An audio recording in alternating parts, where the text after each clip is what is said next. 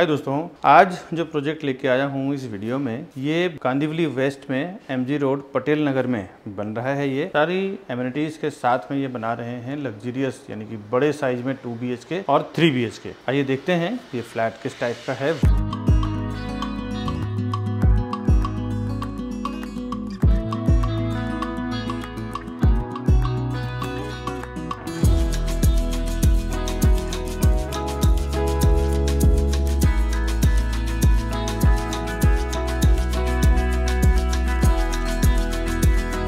अभी जो कुछ झलकियाँ आपने देखा, इसका मैं डिटेल अभी आपको आगे बताता हूँ। हाय दोस्तों, मैं हूँ विकास बरनवाल, CP यानी चैनल पार्टनर और बिल्डर एंड प्रॉपर्टी कंसल्टेंट। एक बार फिर से आपका स्वागत करता हूँ हमारे इस YouTube चैनल में। हम लोग कस्टमर के लिए 0% ब्रोकरेज में काम करते हैं डेवलपर की ओर से, और पूरे होलसेल में बल्क में डील करते हैं, और उसमें जो प्रॉफिट हमें मिलता है बल्क में डील करने का, उसका डायरेक्टली कस्टमर को बेनिफिट दिलाते हैं। अभी मैं 2 BHK का फ्लैट आपको दिखा रहा हूँ, क्योंकि सैंपल जो इन्होंने अभी सेल्स ऑफिस में बनाया हुआ है, बिल्डिंग का एलिवेशन में दिखाता हूँ क्या रेडी हुआ है, बिकॉज सैंपल फ्लैट एक्चुअल अभी नहीं है, बट सैंपल जो बना है उसमें आपको समझ आ जाएगा कि फ्लैट क्या टाइप का रहेगा। यहाँ से इसका 2 BHK स्टार्ट हो रहा है, और 2 BHK जो इन्होंने बनाया है ना, वो L टाइप में हॉल दिया हुआ है। इधर आप देखें तो इस तरफ आपको मिल रहा है लिविंग एरिया, यानी कि सोफा सिटिंग रहेगा, इस तरफ TV यूनिट रहेगा।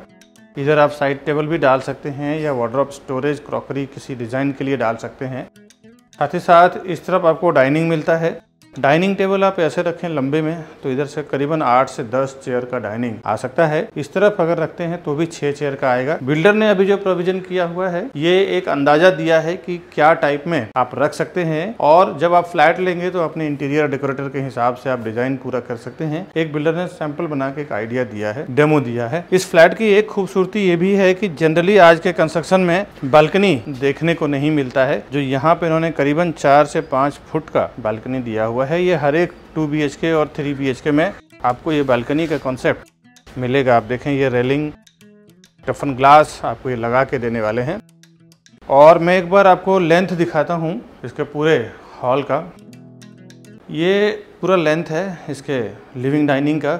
इस तरफ आपको डाइनिंग मिलेगा, और ये आप एक बार पूरा स्ट्रक्चर देख लें। और यहाँ पे नो वेस्टेज स्पेस किया हुआ है। हॉल दिया है, इस तरफ इन्होंने बटरफ्लाई टाइप का सिस्टम दिया हुआ है, क्योंकि एक टाइप में पैसेज लंबा बनाते हैं ना, तो पैसेज का काफ़ी जगह वेस्ट हो जाता है। यहाँ इन्होंने क्या किया है, किचन को इस तरफ दे दिया है, दोनों बेडरूम को इस तरफ दे दिया है, तो बीच का पैसेज का जो वेस्टेज स्पेस है वो यूटिलाइज हो गया, और फ्लैट का कारपेट बड़ा हो गया है। अभी इस तरफ जो किचन है, किचन में इन्होंने फ्रिज का space, gas platform, service platform ये आपको बना के मिलेगा इस तरह से, और यहाँ पे वॉशिंग मशीन का स्पेस रहेगा। एक बार मैं विंडो के साइड से आपको कवर करके दिखाता हूँ। और ये पूरे जो फ्लैट की हाइट है करीबन 10 फुट की हाइट रहेगी, वो मैं आगे और डिटेल में बताऊंगा कि 10 फुट की हाइट रहती है तो फ्लैट काफ़ी स्पेसियस हो जाता है। और यहाँ पे आप देखें ऑलरेडी फॉल सीलिंग किया हुआ है, तो एक हाइट का अंदाज़ा लगा ही सकते हैं कितना ब्यूटीफुली इन्होंने काम किया है। इसके बाद जब आप आगे आते हैं बेडरूम की तरफ, तो पहला लेफ्ट हैंड साइड पे आपको कॉमन वॉशरूम मिलता है। एक आप फ्लैट देख लें तो अंदाज़ा आपको मिल जाए कि किस टाइप का है, कि एक्चुअल फ्लैट आपको फर्नीचर नहीं रहेगा, खाली फ्लैट आपको मिलेगा, रॉ फ्लैट आपको मिलेगा।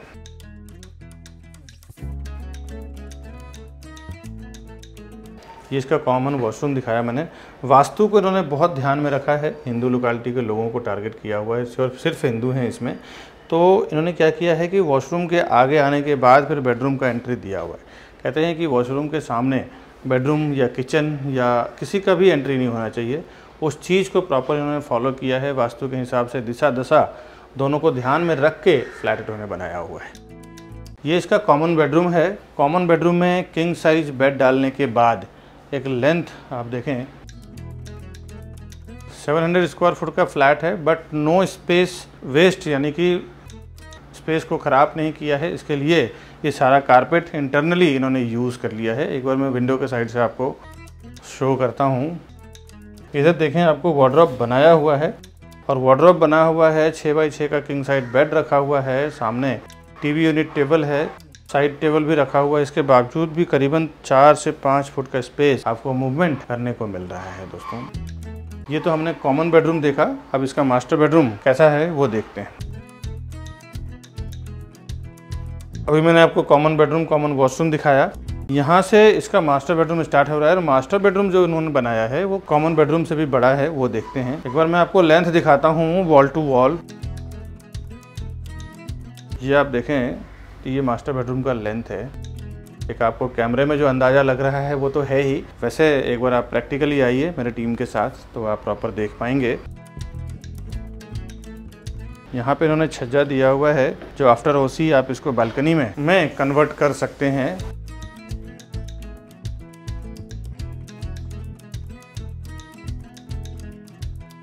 आफ्टर ओसी सोसाइटी परमिट करती है तो, क्योंकि छज्जा दिया हुआ है तो उसका कोई यूटिलाइज है नहीं, तो उसको बालकनी में कन्वर्ट करने के बाद आपका बेडरूम भी बड़ा हो जाता है। और इसमें भी सेम हाइट 10 फुट के आसपास का है। वार्डरोब बना हुआ है, जब देख सकते हैं वार्डरोब का भी 2 से 2.5 फुट डेप्थ बनने के बाद भी एक अच्छा खासा आपको 4 फुट का स्पेस चारों तरफ से यूज करने को मिल रहा है।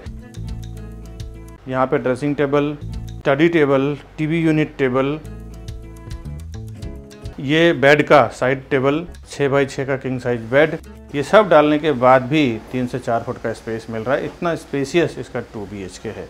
मास्टर बेडरूम का वॉशरूम, स्टार्ट में बेसिन, उसके बाद कमोड और उसके बाद यहाँ बाथ एरिया दिया हुआ है। इतना स्पेस है कि यहाँ पे आप बाथ टब डाल सकते हैं क्रॉस में रखने के बाद, या फिर यहाँ से ग्लास से आप डोर भी कर सकते हैं। अगर आप शावर ले रहे हैं या नहा रहे हैं तो छींटे बाहर ना आए, इसके लिए आप ग्लास डोर भी डाल सकते हैं। अक्सर फ्लैट्स में ये नया कॉन्सेप्ट है, सब जगह देखने को मिलता है। एक बार अंदर के साइड से मैं पूरा व्यू आपको फ्लैट का दिखाता हूँ किस टाइप का है। ये आप देख लें, यहाँ पे आपका ये फ्लैट एंड हो जाता है। तो ये 2 BHK का फ्लैट दिखाया। 3 BHK का मैं कुछ PDF के जरिए आपको दिखाता हूँ क्योंकि सैंपल तो नहीं है। आगे आइए पूरा डिटेल जानते हैं, कहाँ पे लोकेटेड है, कनेक्टिविटी क्या है, बॉटम प्राइस क्या है, कितने प्राइस में फाइनल होगा, वो सब समझते हैं आगे की वीडियो में। Over 4,000 satisfied families with our company. Because we are working with Mumbai best reputed builders with 100+ team members. We are providing services like your dreams. And we have received 100 awards and certificates with over 15 years of experience and 1200 project reviews on YouTube. अभी जो मैंने कुछ झलकियाँ और कुछ photo videos के जरिए आपको मैंने जो फ्लैट दिखाया है उसका कुछ डिटेल आपको बता दूं। ये कांदिवली वेस्ट में पटेल नगर यहाँ बहुत फेमस है, MG रोड पे बन रहा है। ये MG रोड यहाँ से हार्डली 1 से 2 मिनट के वॉकिंग डिस्टेंस पे है और पूरा का पूरा इधर हिंदू लोकेलिटी के लोग हैं। आसपास में मंदिर, मार्केट वगैरह सारा कुछ प्रोविजन किया हुआ है। करीबन 1 एकड़ का इसका लैंड एरिया है। 70% कंस्ट्रक्शन और 30% चारों तरफ से इसका ओपन रहेगा। ये जो प्रॉपर्टी है अंडर कंस्ट्रक्शन प्रॉपर्टी है। पहले यहाँ पे 4 माले की बिल्डिंग थी। 4th स्टोरी टावर को कन्वर्ट किया हुआ, मतलब रीडेवलपमेंट का प्रोजेक्ट है ये। 75% ड्यू हो चुका है। आप प्रॉपर्टी खरीदने आएंगे, आप चाहे होम लोन करके दें या खुद का सेल्फ फंड दें, 75% पेमेंट इनको विद इन 2 to 3 मंथ देना पड़ेगा आपको। और इसकी जो फ्लैट के अंदर की हाइट है वो करीबन 10 फुट की हाइट है। तो 10 फुट का हाइट एक अच्छा खासा लग्जरी जो फ्लैट होते हैं वहाँ पे होता है। हर एक फ्लोर पे 4 फ्लैट है, 3 हाई स्पीड लिफ्ट और स्टेयरकेस है। इसमें स्टेयरकेस से लग के एक पॉकेट बालकनी भी है जो रिफ्यूजी एरिया के टाइप का यूज किया हुआ है। रेसिडेंशियल इसका स्टार्ट हुआ है 3rd फ्लोर से। Ground floor, 1st floor, 2nd floor इसका पोडियम पार्किंग का प्रोविजन किया हुआ है बिल्डिंग के अंदर। दिसंबर 2026 इसका रेरा का पोजीशन डेट है, पर डेवलपर आपको मार्च 2025 में ही हैंडओवर कर देंगे। क्योंकि वैसे दोस्तों बता दूं कि हर एक डेवलपर का रहता है कि जितना जल्दी वो हैंडओवर करेंगे उतना जल्दी रेरा से उनका पैसा डिसबर्स होगा। बिकॉज आप जो पेमेंट देते हैं वो पैसा पूरे रेरा के अकाउंट में जाता है, डेवलपर के अकाउंट में नहीं जाता है। तो ये रेरा के नियम के अनुसार डेवलपर खुद ही जल्दी में रहते हैं कि हैंडओवर करना है। 1-1.5 साल का बफर टाइम लेके चलते हैं। 2-4 महीना अगर आगे पीछे होता है तो उनको पेनल्टी ना आए। सारे बैंकों से अप्रूव्ड है, किसी भी बैंक से आप लोन लेना चाहें इजिली आपको लोन मिल जाएगा। और एमिनिटीज जो इसके लिए बनाया हुआ है, जी के ground floor, 1st floor, 2nd floor, G+2 का अलग से पूरा एक स्ट्रक्चर बनाया हुआ है जिसके ऊपर सारा एमिनिटीज आएगा और उसके अंदर इंडोर एमिनिटीज और टेरेस पे outdoor amenities. Terrace garden, banquet hall, podium garden, barbecue pit, multipurpose court, bicycling and parking space, gymnasium and yoga centre, cycling jogging track, family function area, celestial turf, mini theatre, kids play area, food reflexology park, sit out area, fitness centre, indoor game games, Zumba and aerobic room, game zone and toddler play area, indoor squash and badminton court, grand entrance lobby, rooftop terrace, ये सब amenities आपको आएगा। चारों तरफ आपको 360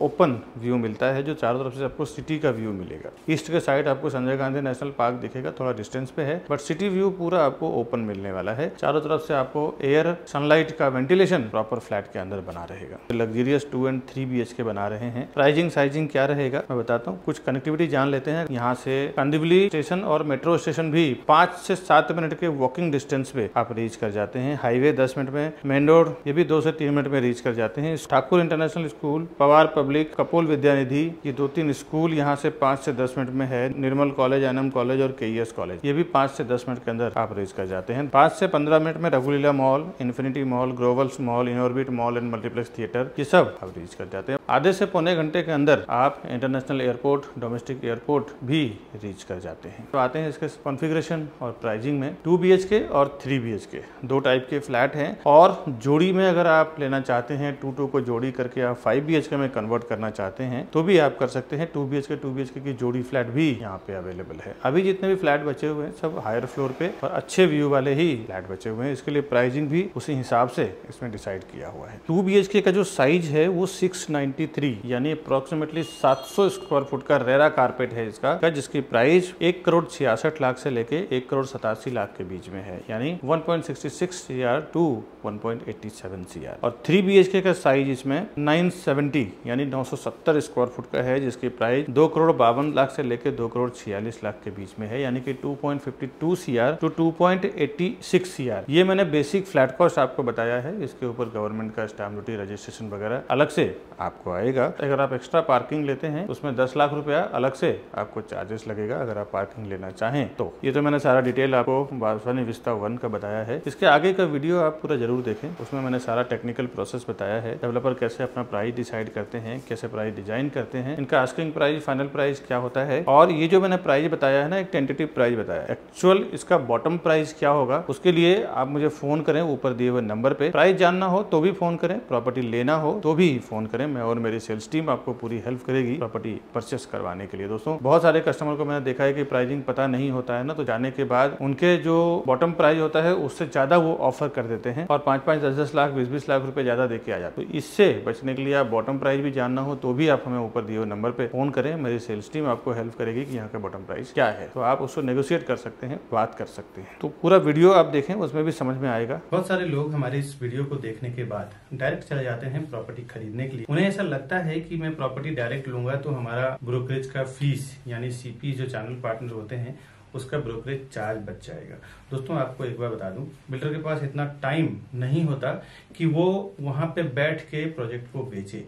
क्या क्या चीजों को वो इंक्लूड करते हैं जब कोई भी फाउंडेशन वो डालते हैं ना किसी प्रोजेक्ट का है, तो एक नई कंपनी बनाते हैं ज्वाइंट वेंचर में या फिर खुद की CA के द्वारा, और उसके बाद क्या क्या चीजें कैलकुलेट होता है एक प्रोजेक्ट को सेल करने के लिए, वो आज आप ध्यान से समझें। पहले तो लैंड का प्राइस कैलकुलेट होता है, उसके बाद जो CA के चार्जेस होते हैं, इंजीनियर का चार्जेस होता है, आर्किटेक्ट का चार्जेस होता है, साथ ही साथ ये सब होने के बाद फिर वो कंस्ट्रक्शन होगा, उसके लिए एक कॉन्ट्रैक्टर को कॉन्ट्रैक्ट दिया जाता है।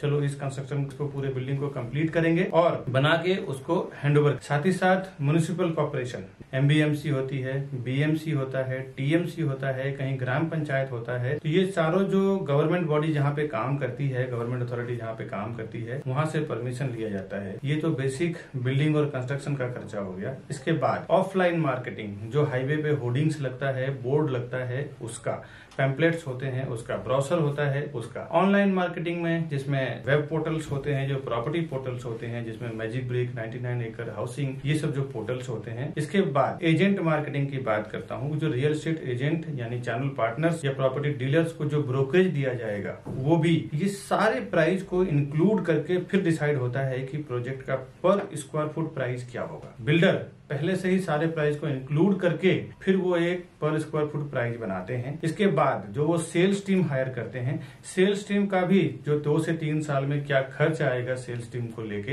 एक 10 लोगों की या 8 लोगों की टीम होगी उस प्रोजेक्ट को बेचने में, उसका भी पूरा एक एक्सपेंस जोड़ दिया जाता है। पूरा एक्सपेंस जोड़ने के बाद पर स्क्वायर फुट प्राइस डिसाइड करते हैं, फिर वो मार्केट में लॉन्च करते हैं कि ये प्राइस में बेचना है। तो फ्रेंड्स, कहाँ से आपका प्राइस बचेगा ये आप एक कैलकुलेशन लगा सकते हैं। आप देखें कहीं कहीं पे सोल सेलिंग टीम नहीं होती और कहीं कहीं पे उनकी सेल्स टीम नहीं होती, तो किसी किसी को मैंडेट दे दिया जाता है कि भाई मैं 500 से 1000 फ्लैट का प्रोजेक्ट बना रहा हूँ, मेरा काम है बनाना और आपका काम है सेल करना। दोस्तों उसमें ना एक अच्छा खासा पर स्क्वायर फुट पे कमाई होती है, 500,000 रुपीज पर स्क्वायर फुट पे कमाई होती है मैंडेट टीम की। एक प्राइस डिसाइड होता है कि इतना बॉटम प्राइस आपका है, इसके ऊपर जो भी मैं प्राइस में सेल करूंगा पूरा का पूरा मेरा रहेगा। सपोज बिल्डर अगर 15,000 रुपया 15,000 रुपीज पर स्क्वायर फुट अगर प्राइस वो देता है सेल करने के लिए, और मैंडेट टीम जो होती है, सोल सेलिंग टीम जो होती है, अगर वो 16,000 रुपये पर स्क्वायर फुट में बेचती है तो 1,000 रुपीज पर स्क्वायर फुट का उसको अलग से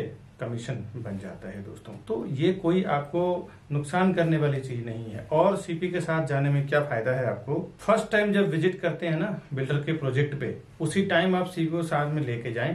नहीं तो कई बार ऐसा मैंने देखा है प्रैक्टिकल की, विकास जी मैंने जाके वहां पे विजिट किया है, अब आप बताइए प्राइसिंग में क्या करा पाएंगे। इस चीज को देख के दोस्तों मैंने कई बार देखा है कि एक बार जब आप बिल्डर के सिस्टम में एंटर कर जाते हैं, उनके सॉफ्टवेयर पे आपका नाम, आपका कॉन्टेक्ट नंबर जब एक बार रजिस्टर हो जाता है तो आप तकरीबन 3 से 6 महीने के लिए आप उनके साथ लॉक हो जाते हैं। उसके बाद जब क्लाइंट हमारे पास आते हैं, बायर हमारे पास आते हैं कि हमारा प्राइस का क्या होगा, डॉक्यूमेंटेशन का क्या होगा, उसके बाद हम कुछ नहीं कर सकते, क्योंकि डेवलपर का ये कहना है कि ये हमारे डायरेक्ट कस्टमर है, इसमें आप इंटरफेयर ना करें। आप इंटरफेयर करेंगे तो फिर कुछ मतलब नहीं है, आपको हम कंसिडर ही नहीं करेंगे, आपको हम काउंट ही नहीं करेंगे। तो कभी भी फर्स्ट टाइम जब आप बिल्डर के प्रोजेक्ट पे जाते हैं तो उसी टाइम आप अपने सीपी को साथ में लेके जाएं, जिसको भी उस प्रोजेक्ट के रिलेटेड नॉलेज है। अभी मैं जो भी मार्केटिंग कर रहा हूं ना अपने चैनल पे, इस सारे प्रोजेक्ट का आप देखें तो डॉक्यूमेंटेशन, डिटेल सब कुछ हमें पता होता है, तब जाके हम उस प्रोजेक्ट का प्रमोट करते हैं अपने चैनल पे, ऑनलाइन या फिर कोई भी वे से। प्रोजेक्ट का क्या डिमांड है, क्या सप्लाई है, उसका भी नॉलेज आपको नहीं है। रेरा के क्या नॉर्म्स लिखे हुए हैं, कमेंसमेंट सर्टिफिकेट क्या है, कब उसका ओसी आने वाला है, क्या उसका बिल्डिंग कंप्लीशन सर्टिफिकेट रहेगा, लीगल नॉर्म्स भी आपको पता नहीं होता है। उस एरिया में जो सीपी काम कर रहा है, चैनल पार्टनर काम कर रहा है, उसको पूरा ओवरऑल इन एंड आउट उस प्रोजेक्ट रिलेटेड पता होता है। दोस्तों कई बार हमने ऐसे बुकिंग करवाया है, देखा है कि जो डायरेक्ट कस्टमर गए हैं उन्होंने 15,700 में बुकिंग किया है, मैंने जो और मेरी टीम ने जो बुकिंग करवाया है 15,100 200 में बुकिंग कराया है। कहीं ना कहीं 600-700 रुपए का फर्क पड़ता है। 1000 से 2000 स्क्वायर फुट का अगर आप प्रॉपर्टी लेते हैं तो 700 के हिसाब से 1000 स्क्वायर फुट की प्रॉपर्टी की कीमत में आपको 7 लाख रुपए का फर्क पड़ता है। करीबन अगर जोड़ी फ्लैट आपने लिया तो 14 लाख रुपए चला जाता है। ये प्रॉपर्टी का मामला है दोस्तों, यहाँ पे ना 2-5 हजार 10 हजार का गेम नहीं होता। अगर थोड़ी सी चीजें आपको पता ना हो ना तो सीधे सीधे 10-15 लाख रुपए आप ज्यादा से ज्यादा दे के आ जाते हैं। और वहां पे क्या डिस्काउंट चल रहा है, क्या स्कीम चल रहा है, क्या ऑफर चल रहा है। कई बार तो ये देखने को मिला है कि बिल्डर प्रोजेक्ट लॉन्च करते हैं, स्टैम्प ड्यूटी जो 6% 7% आज के मार्केट में चल रहा है वो डिस्काउंट होता है। कभी कभी रजिस्ट्रेशन चार्ज डिस्काउंट होता है, कभी कभी पीएलसी यानी प्रीफर लोकेशन चार्ज नहीं होता, कभी कभी फ्लोराइज नहीं होता, जो आपको पता नहीं होता है। बोर्ड पे लिखा होता है स्टैम्प ड्यूटी डिस्काउंट है, बट अब आप जाते हैं तो उससे ज्यादा डिस्काउंट का टाइम खत्म हो चुका है। अभी आपको स्टैम्प ड्यूटी भरना पड़ेगा, स्टैम्प ड्यूटी पे करना पड़ेगा और उसके नाम पे फिर आपसे 5 से 10 लाख रुपए ज्यादा ले लिया जाता है। ऐसे मैंने कई जगह एक्सपीरियंस किया है और बड़े बड़े ब्रांड का मैं आपको बता दूं डेवलपर हैं जिन्होंने ये काम किया है। मैं ब्रांड का नाम नहीं लेना चाहता ऑनलाइन, नहीं तो मेरे ऊपर काफी रिस्क हो चुके, काफी सारे केसेस भी चल रहे हैं, तो मैं ब्रांड का नाम तो नहीं लेना चाहता, लेकिन जनरल सी बात बता दूं, बड़े बड़े ब्रांडेड डेवलपर की बात कर रहा हूं जिन्होंने स्टैम्प ड्यूटी डिस्काउंट बोल के कस्टमर से स्टैम्प ड्यूटी का पैसा ले लिया, फ्लोराइज ले लिया और पीएलसी के नाम पे 4-4 5-5 लाख रुपया ले लेते हैं ये कि भाई हम आपको फॉरेस्ट फेसिंग में देंगे तो 5 लाख रुपए एक्स्ट्रा लेंगे, हाईवे फेसिंग में देंगे तो नॉर्मल प्राइस में सेल करेंगे। जो कोई इन्वेस्टर्स होते हैं ना वो जानते हैं एक प्रोफेशनल्स की कीमत। कई बार मेरे जो इन्वेस्टर्स हैं, एनआरआईस हैं, अब्रॉड के हैं या इंडियंस हैं, तो वो कहीं भी ऑफलाइन ऑनलाइन उनको इन्फॉर्मेशन मिलता है प्रोजेक्ट का, तो वो सामने से आके एक बार कांटेक्ट करेंगे कि विकास जी हमने ये प्रॉपर्टी देखा है, आप या फिर आपका कोई सेल्स पार्टनर हो हमारे साथ चलो, हमें वो प्रॉपर्टी परचेस करना है। क्योंकि उनको पता होता है कि एक प्रोफेशनल पर्सन जो हमेशा उस काम को लेकर प्रैक्टिस कर रहा है, उसको जो नॉलेज है, उसको जो एक्सपीरियंस है, वो नॉलेज एक्सपीरियंस के साथ काम करेगा। तो आपका काम रोज का प्रॉपर्टी सेल करना नहीं है। आप 10 साल 20 साल 30 साल में जो लोग प्रॉपर्टी खरीदते हैं ना वही डायरेक्ट जाते हैं, कभी सीपी को छोड़ देते हैं तो कभी जो उनको रास्ता बताते हैं चैनल पार्टनर या ब्रोकर उनको छोड़ देते हैं और डायरेक्ट चले जाते हैं कि मेरा ब्रोकरेज बच जाएगा। दोस्तों जो हर 2 साल 3 साल में पैसे इन्वेस्टमेंट करते हैं, प्रॉपर्टी में ट्रेडिंग करते हैं, उनका पर्सनली एक सीपी या ब्रोकर या प्रॉपर्टी डीलर होता है जिसको वो हर प्रोजेक्ट पे लेके जाते हैं, वहां पे जाके वेरीफाई करवाते हैं, एक प्रॉपर डॉक्यूमेंटेशन चेक करवाते हैं, उनको सामने से ब्रोकरेज भी देते हैं, क्योंकि उन्हें पता है कि एक प्रोफेशनल पर्सन जो है वो अपने प्रोफेशन में एक्सपर्ट है, उसको साथ में देना बहुत जरूरी है। ये नए लोग जो 10-20 साल 30 साल में जीवन में 1-2 बार प्रॉपर्टी खरीदते हैं ना, वही इस टाइप का काम करते हैं कि मैं प्रोजेक्ट पे जाऊं और हमारा ब्रोकरेज बच जाएगा, उसको क्रॉस कर दूं। ये सब कभी ना करें, बहुत सारे नुकसान से आप बच जाएंगे, आपको बहुत बेनिफिट होगा सीपी के साथ जाने में। आप ज्यादा से ज्यादा 1, 2 या 3 प्रॉपर्टी खरीदते हैं, हम लोग बिल्डर के साथ बल्क में साइन करते हैं, हम लोग 100-200 प्रॉपर्टी बेचेंगे। आप बिल्डर को 2 या 3 करोड़ 5 करोड़ का ट्रांजेक्शन कराएंगे, हम लोग 100-100 200 करोड़ 300 करोड़ दिलवाते हैं। आप एक जनरल सी बात सोचे दोस्तों, बिजनेस माइंडेड लोग, जो ज्यादा पैसा देता है ना उसका ज्यादा वैल्यू होता है। अगर हम 200 करोड़ 300 करोड़ बिल्डर को देने का कमिटमेंट कर रहे हैं, आप 1-2 करोड़ का अगर देने का कमिटमेंट कर रहे हैं, तो आप वो हमें ज्यादा एंटरटेन करेगा या आपको ज्यादा एंटरटेन करेगा, ये आप समझने की कोशिश करें।